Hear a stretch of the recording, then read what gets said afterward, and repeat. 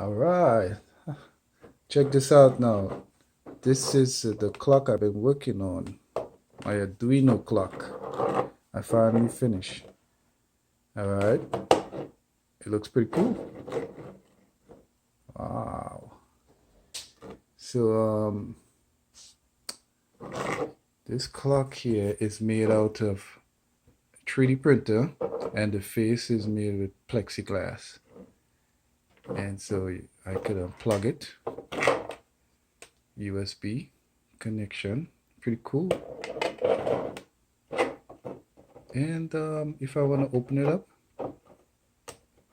I can just open it up and show you the components here.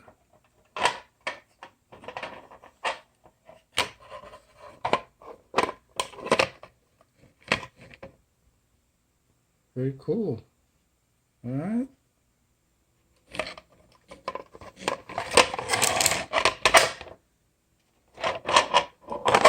Just put it back together.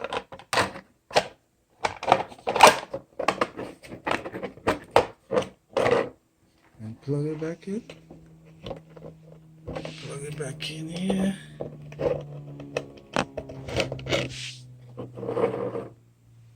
All right. See, it works.